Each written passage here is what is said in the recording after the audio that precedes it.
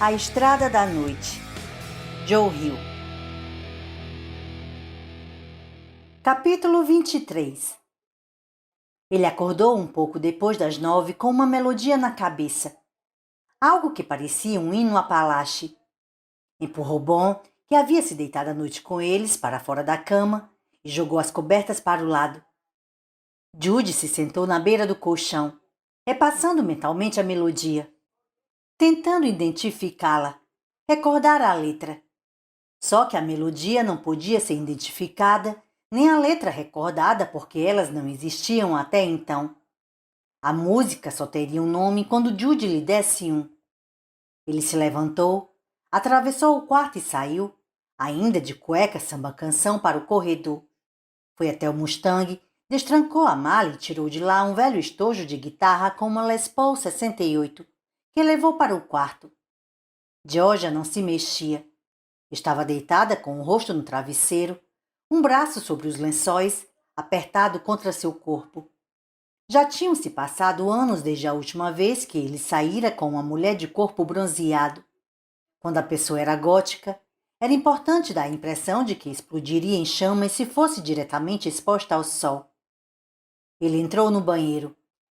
A essa altura, Agnes e Bon já estavam atrás dele, e Judy mandou, num murmúrio, que ficassem do lado de fora. Eles se deitaram de barriga na frente da porta, encarando-o com ar infeliz, acusando-o com os olhos de não amá-los o bastante. Não tinha certeza se poderia tocar a guitarra com aquele furo transformado em ferida na mão esquerda. A esquerda dedilhava e a direita fazia os acordes. Tirou a Les Paul do estojo e começou a bater nas cordas, afinando o instrumento. Quando dedilhou um grupo de cordas, o movimento disparou uma pontada fraca de dor, não de toda má, pouco mais que uma quentura desconfortável no centro de sua palma. A sensação era de um fio de aço que tivesse penetrado profundamente na carne e estivesse começando a aquecer. Podia tocar sentindo isso, pensou. Depois de afinar a guitarra, Judy procurou os acordes certos e começou a tocar, reproduzindo a música que estava em sua cabeça quando ele acordou. Sem um amplificador, a guitarra ficava toda abafada, produzindo um som baixo e metálico, e cada acorde saía com um tom áspero. A canção lembrava uma melodia tradicional de música country. Soava como algo saído de um disco de canções populares. Algo do tipo, no clima para cavar meu túmulo, Jesus trouxe sua carruagem, ou brinde ao demônio. Brinde aos mortos, disse ele. Pousou a guitarra e voltou para o quarto. Na mesa de cabeceira havia um bloquinho de notas e uma esferográfica. Ele os levou para o banheiro e escreveu Brinde aos Mortos. Agora a música tinha título. Pegou a guitarra e tocou-a de novo. O som, de banjos dos Ozarks de música gospel, deu-lhe uma sensação de prazer. Sentiu-a subir pelos antebraços e pela nuca. Muitas de suas canções, quando começavam a brotar, soavam como uma música antiga. Chegavam assim à soleira de sua porta, como órfãs sem rumo, como crianças perdidas de grandes e veneráveis famílias musicais. Chegavam a ele como o som de piano dos ragtimes e dos blues de Tim Penhaley ou dos empolgantes riffs de Chuck Berry. Judy as vestia de preto e as ensinava a gritar. Lamentava não estar com seu gravador DAT. Queria colocar o que já tinha numa fita. Em vez disso, pôs mais uma vez a guitarra de lado e rabiscou os acordes num bloquinho de notas, embaixo do título. Então pegou a Les Paul e tocou de novo o improviso, curioso para saber aonde poderia levá-lo. 20 minutos depois havia manchas de sangue nas bandagens ao redor da mão esquerda e Judy tinha terminado o refrão, que brotava naturalmente do gancho inicial, passando de sussurro a grito. Um firme crescente, ensurdecedor refrão, um ato de violência contra a beleza e a suavidade da melodia que tinha vindo antes. De quem é essa? Perguntou Georgia, inclinando-se na porta do banheiro, esfregando a sonolência dos olhos. Minha. Gosto dela. Está ok. Soaria ainda melhor se esta coisa estivesse ligada. O cabelo preto e liso flutuava em volta da cabeça de Georgia, com um ar etéreo, e as sombras sob seus olhos chamavam a atenção de Judy para o tamanho deles. Georgia sorriu sonolenta e Judy devolveu o sorriso. Judy, disse ela num tom quase insuportável de ternura erótica. Sim. Quem sabe você não tira o seu traseiro do banheiro para eu fazer um xixi? Quando ela fechou a porta, Judy jogou o estojo da guitarra na cama e ficou parado no quarto escuro, ouvindo o som abafado do mundo atrás das persianas puxadas. O ronco do tráfego na estrada, uma porta de carro batendo, o ruído de um aspirador no quarto de cima. Ocorreu-lhe então que o fantasma havia sumido. Desde que o paletó chegara à sua casa na caixa preta em forma de coração, Judy havia sentido a presença do homem morto ao seu lado. Mesmo que não pudesse vê-lo, estava consciente daquela presença, sentindo-a como uma espécie de pressão e eletricidade no ar, como a que precede um temporal. Viver os últimos dias naquela atmosfera de terrível expectativa, um contínuo fluir de tensão que tornava difícil saborear a comida ou encontrar o caminho para o sono. Agora, no entanto, a tensão havia se dissipado. De alguma forma, Judy esquecera o fantasma enquanto estivera compondo a nova música, e de alguma forma o fantasma o havia esquecido, ou pelo menos não fora capaz de se introduzir em seus pensamentos, em seu novo ambiente. Caminhou para Agnus sem se afobar. Judy estava de mangas curtas, calça jeans e o sol batia gostoso em sua nuca. O cheiro da manhã, a fumaça do escapamento na I-95, os lírios no pântano entre os arbustos, o asfalto quente, fazia seu sangue correr. Dava-lhe vontade de estar na estrada, de estar dirigindo em algum lugar, para algum lugar. Ele se sentia bem, uma sensação que não lhe era familiar. Talvez estivesse lascivo, pensando no cabelo agradavelmente despenteado de Georgia, os olhos inchados de sono, as pernas macias e brancas. Estava com fome. Queria ovos, um empanado de frango. Agnus correu atrás de uma marmota até o mato da altura da cintura de um homem. Depois parou na beira das árvores, latindo feliz para o bosque. Judy voltou para dar uma volta com Bon e esticar as pernas dela. Ouviu o chuveiro. Ele entrou no banheiro. O lugar estava fumegando, o ar quente e sufocante. Despiu-se, contornou a cortina e entrou na banheira. Georgia pulou quando os nós dos dedos dele esfregaram suas costas e torceu a cabeça para olhá-lo. Tinha uma borboleta preta tatuada no ombro esquerdo e um coração preto no quadril. Virou-se para Judy e ele pousou a mão no coração. Ela pressionou o corpo molhado e ágil contra o dele e os dois se beijaram.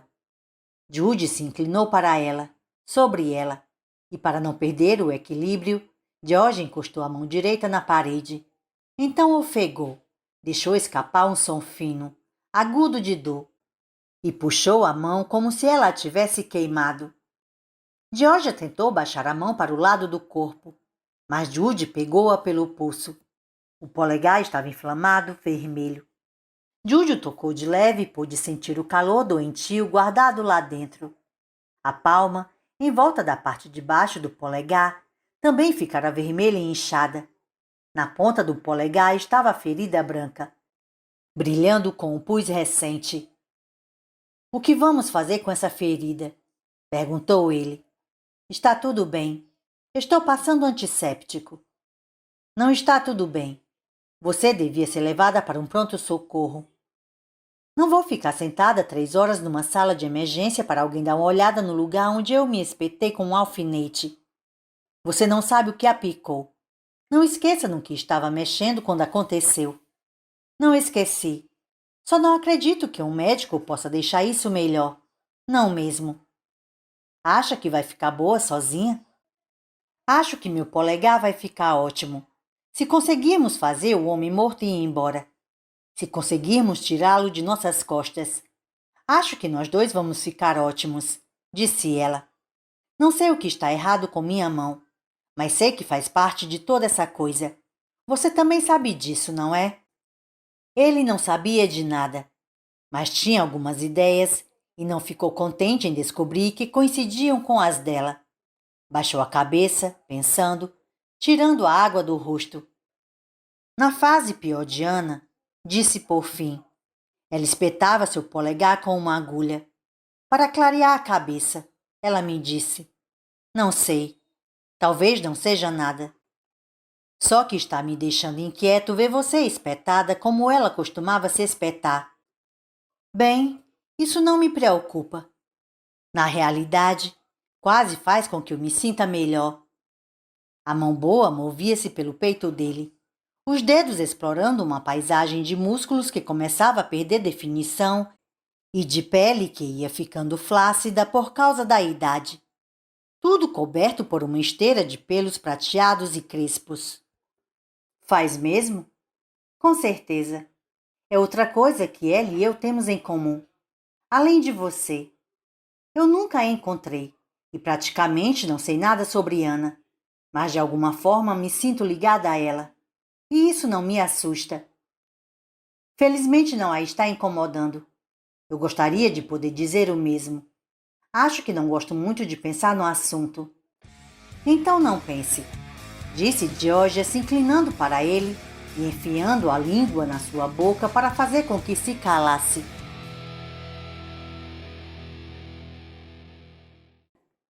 Capítulo 24. Judy pegou bom para dar o passeio que lhe estava devendo enquanto Georgia ficou no banheiro se vestindo, trocando a atadura da mão e pondo seus ornamentos na orelha. Sabendo que ela ainda ia demorar uns 20 minutos, Judy deu uma passada no carro e tirou o laptop de Georgia da mala. Ela nem sabia que o computador viera. Judy o colocara automaticamente no carro, sem pensar, porque George o levava consigo para onde quer que fosse. Usava-o para ficar em contato, por e-mail e MSN, com um bando de amigos espalhados por vários cantos do país. E passava um número incontável de horas navegando na internet, trocando mensagens, levantando informações sobre shows, visitando blogs e sites de erotismo dark, que seriam hilariantes se não fossem tão deprimentes. Assim que pegara a estrada, no entanto, Judy havia esquecido que o laptop estava com eles, e Georgia nenhuma vez sequer perguntara sobre o computador, que passara a noite na mala. Judy não trouxera seu computador. Não tinha um. Danny cuidava de seu e-mail e de todo o resto de suas obrigações online. Judy estava consciente de pertencer a um segmento da sociedade cada vez menor, aquele que conseguia não ceder inteiramente ao fascínio da era digital. Ele não queria ser dependente de nada. Passara 4 anos viciado em cocaína, um período em que tudo parecia superacelerado, como num daqueles filmes em que o tempo parece dar saltos. Um dia e uma noite inteiros são condensados em alguns segundos. O tráfego reduzido a fantásticos riscos de luz. As pessoas transformadas em manequins borrados movendo-se abruptamente de um lado para o outro. Aqueles 4 anos pareciam agora 4 dias ruins. Loucos e passados em claro. Dias que tinham começado como uma ressaca de véspera de Ano Novo e acabado em reuniões de Natal enfumaçadas, abarrotadas de gente, onde ele se via cercado por estranhos que tentavam tocá-lo e davam risadas não humanas, estridentes demais. Não queria nunca mais ser dependente. Um dia tentara explicar a Danny de que modo se sentia e falou sobre comportamento compulsivo. O tempo correndo depressa demais, internet e drogas. Danny se limitara a levantar uma de suas sobrancelhas finas, agitadas, e a contemplá-lo com um desdenhoso ar de confuso. Danny não achava que coque e computadores tivessem algo em comum. Mas Judy é muito mais simples e assustador. Mas Judy viu o modo como as pessoas se debruçavam sobre os monitores, clicando repetidamente no botão atualizar, esperando alguma informação crucial que no fundo não tinha a menor importância, e achava que os dois eram praticamente idênticos. Agora, no entanto, estava no clima para navegar. Levou o laptop para o quarto, ligou e entrou na rede. Não fez nenhuma tentativa de acessar sua conta de e-mail. Na verdade, não sabia muito bem como fazer isso. Danny tinha instalado um programa que baixava automaticamente as mensagens que Judy recebia na web, mas Judy não sabia como acessá-las do computador de outra pessoa. Sabia, no entanto, como pesquisar um nome no Google e escrever o nome de Ana. O obituário era curto, metade do tamanho do de seu pai. Judy leu num relance que era tudo o que o texto merecia. Foi a fotografia dela que capturou sua atenção e lhe provocou uma breve sensação de vazio no estômago. Achou que a foto fora tirada perto do fim de sua vida. Ana olhava sem expressão para a câmera, alguns fios de cabelo claro jogados no rosto abatido, as faces encovadas sob as maçãs do rosto. Quando se conheceram, Ana usava argolas nas sobrancelhas e 4 em cada orelha, mas na foto elas tinham desaparecido, o que deixava seu rosto muito pálido, com um aspecto ainda mais vulnerável. Ao olhar com mais atenção, ele pôde ver as marcas deixadas pelos pinces. Ana abrira mão deles, desistira das argolas, cruzes, dos emblemas egípcios e gemas brilhantes, dos tachões, anzóis e anéis que enfiara na pele para ficar com uma aparência suja, durona, perigosa, louca e bela. Parte disso não deixava de ser verdade. Ela realmente fora louca e bela. Perigosa não, só para si própria. O obituário não dizia nada sobre um bilhete suicida. Não falava em suicídio. Ela morrera menos de 3 meses antes do padrasto. Judy fez outra busca. Digitou Craddock McDermott, radiestesista, e pipocaram meia dúzia de links. Clicou no primeiro resultado, que o levou a um artigo do Tampa Tribune, publicado 9 anos atrás na seção Comportamento e Artes. Judy olhou primeiro para as fotos. Havia 2. E se endireitou na poltrona. Demorou um pouco para conseguir tirar o olho daquelas fotos e concentrar sua atenção no texto que havia ao lado. O título da reportagem era Um Pêndulo para os Mortos. O subtítulo dizia: 20 anos depois do Vietnã, o capitão Craddock McDermott está pronto para deixar alguns fantasmas descansarem e levantar alguns outros. O artigo iniciava com a história de Roy Hayes, um professor de biologia aposentado que, aos 69 anos de idade, aprendera a pilotar pequenos aviões. Numa manhã de outono em 1991, Hayes sobrevoava o Parque Nacional Everglades com ultraleve, fazendo a contabilidade das garças para um grupo ambiental quando, às 7h13 da manhã, um aeroclube ao sul de Naples recebera uma transmissão dele. Acho que estou tendo um derrame, dizia Hayes. Estou tonto. Não sei a que altura estou. Preciso de ajuda. Foi o último contato de Hayes.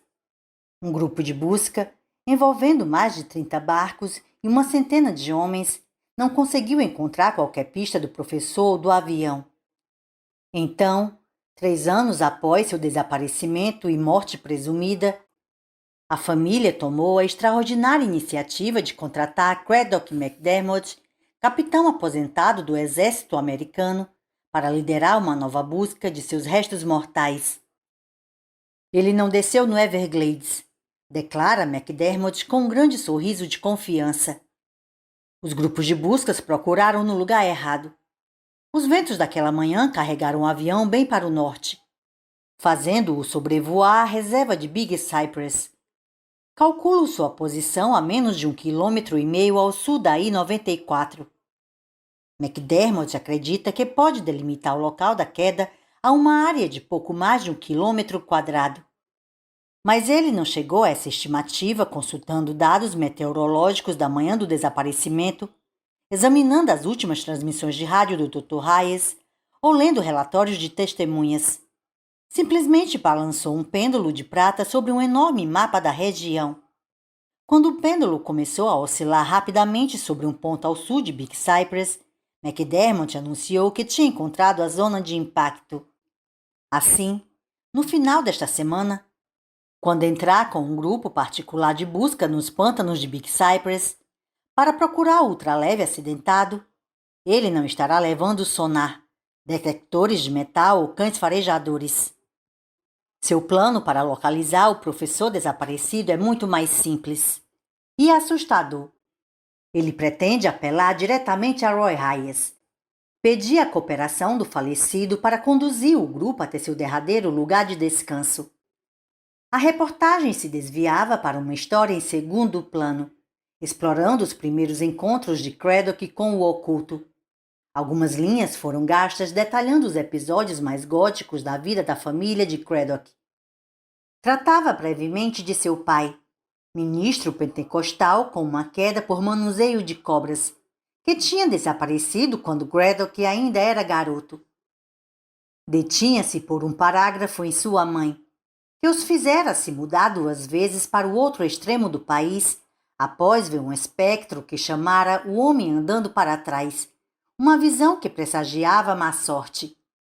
Depois de uma dessas visitas do homem andando para trás, o pequeno Craddock e sua mãe abandonaram um condomínio em Atlanta, menos de 3 semanas antes de o prédio ser reduzido a escombros pelo fogo provocado por um curto-circuito. Em 1967, McDermott estava baseado no Vietnã como oficial do exército americano e se tornara responsável pelo interrogatório dos prisioneiros da elite da Frente de Libertação Nacional.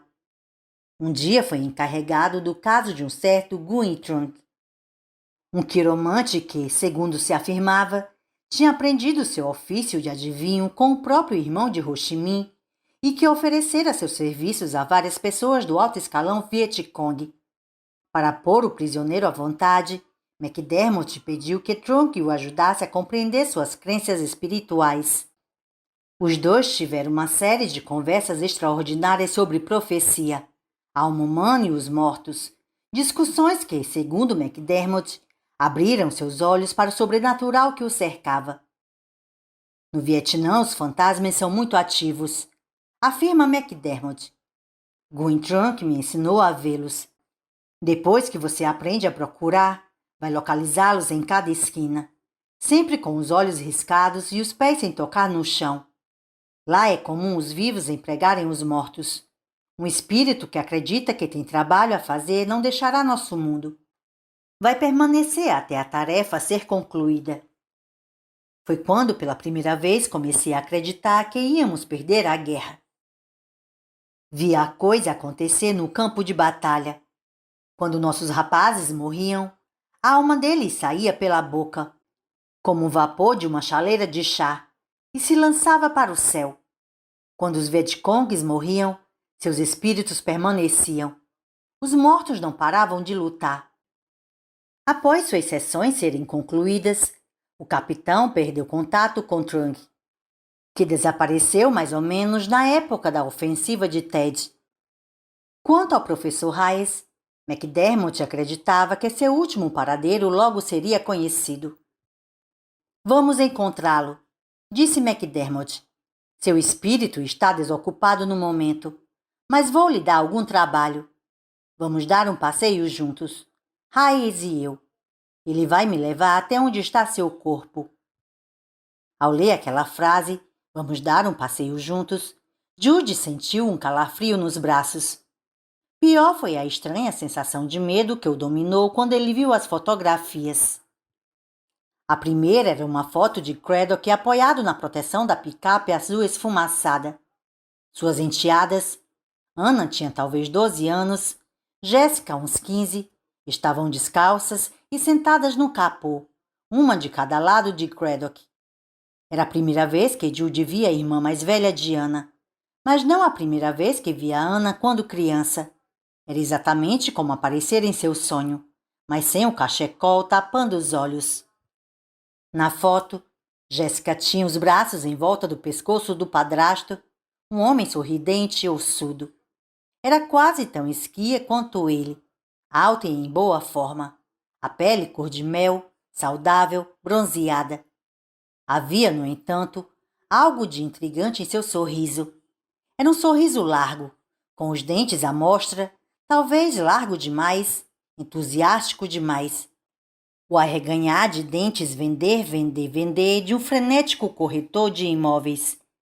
E também havia algo com os olhos dela, brilhantes, negros como um nanquim e desconcertantemente ávidos. Anne estava sentada um tanto à parte. Também era ossuda, toda cotovelos e joelhos, e o cabelo chegava quase à cintura. Um comprido, dourado derramar de luz. Era também a única dos três que não sorria para a câmera. Não mostrava, aliás, qualquer tipo de expressão. O rosto estava atônito e inerte. Os olhos sem foco, como os de uma sonâmbula. Judy reconheceu ali a fisionomia que Anna revelava quando estava mergulhada no mundo monocromático, virado de cabeça para baixo de sua depressão. Ficou perturbado com a ideia incômoda de que ela tivesse vagado por aquele mundo durante a maior parte de sua infância. Pior que tudo, no entanto, era uma segunda foto, menor, do capitão Craddock McDermott de uniforme, chapéu de pesca manchado de suor e a M16 pendurada no ombro.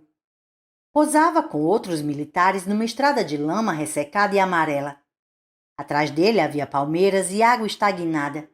Não fosse pelos soldados e pelo prisioneiro vietnamita, poderia ser uma foto batida no Everglades. O prisioneiro se achava um pouco atrás de Craddock, um homem de constituição sólida numa túnica preta, cabeça raspada, traços bem marcados, vistosos e os olhos calmos de um monge. Judy reconheceu-o de imediato como um Vietcong que encontrara em seu sonho. Os dedos perdidos da mão direita de Trung eram um detalhe inconfundível. Na foto granulada, de colorido pobre, os cotos daqueles dedos tinham sido recentemente costurados com linha preta. A mesma legenda que identificava aquele homem como Nguyen Trung descrevia o cenário como um hospital de campo em Dong Tan, onde o prisioneiro recebera cuidados por ferimentos em combate. Isso era quase verdade. Trung havia decepado seus próprios dedos porque pensava que eles estivessem prestes a atacá-lo.